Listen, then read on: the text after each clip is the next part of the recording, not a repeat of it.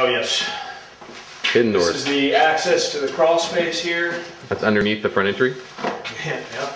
But this is where he was talking about there's some debris in there and some stuff that needs to be taken out, and put some vents in there and line it with plastic or something like that.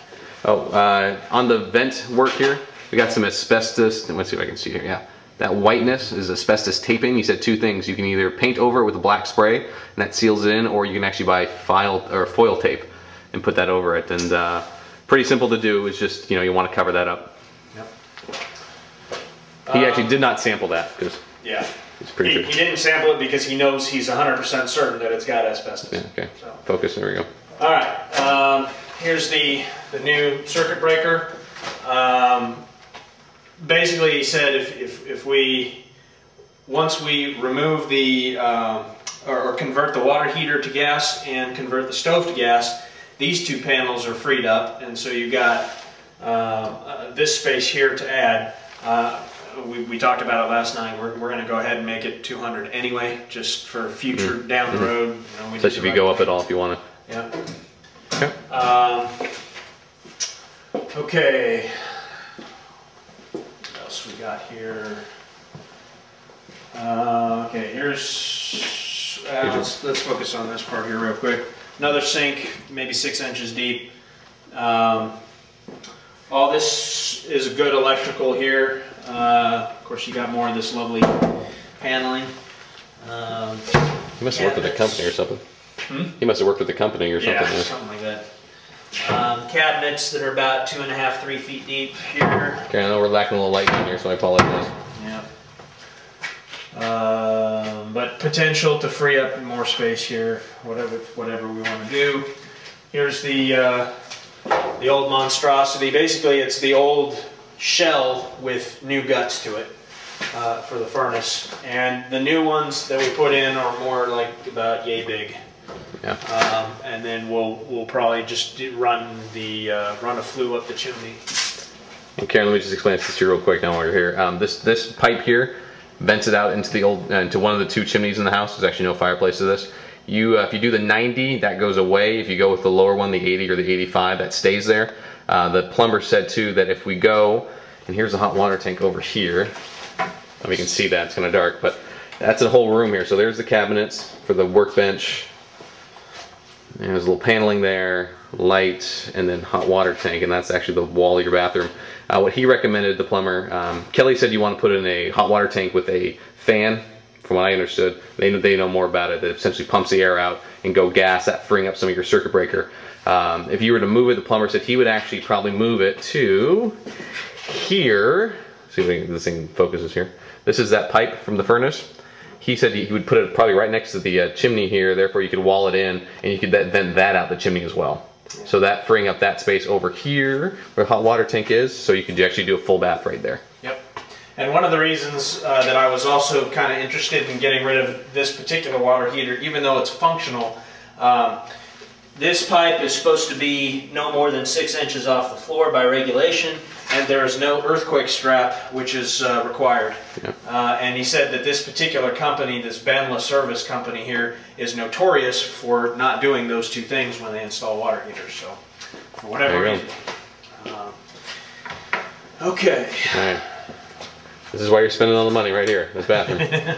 So you got a step up. I'm going to show you. We'll step up here into the bathroom. Yep. And okay, so I'm 5'9½". So this is, I think we measured it. It's like 5'10", maybe 6 feet. Or no, it's not even 5'11", maybe. 5'11".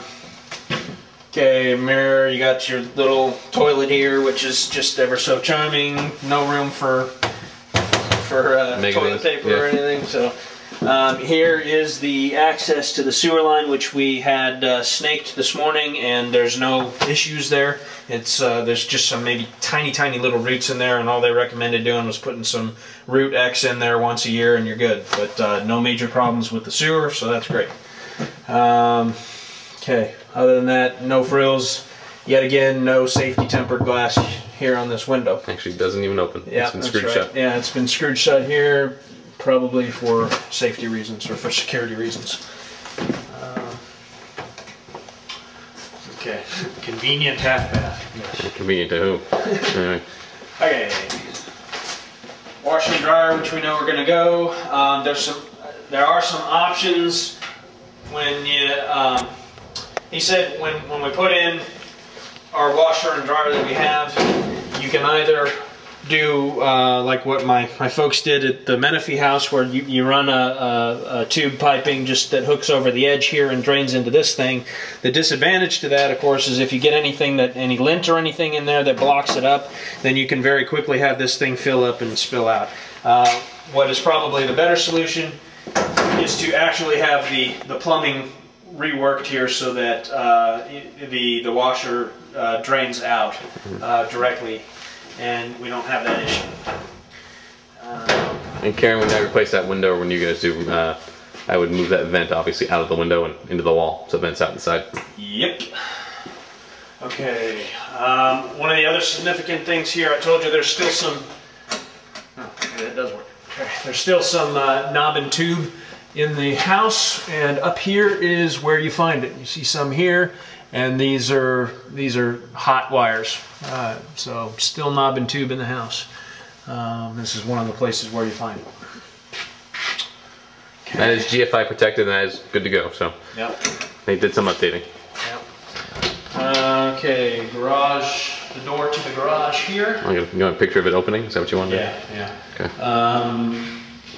Let's see. We have a light here first. There we go. Okay. So before I open it, here's your guts. The whole thing's functional. It's just like Kelly said, it's kind of a guillotine if something goes wrong with it. Let me step out here. Okay.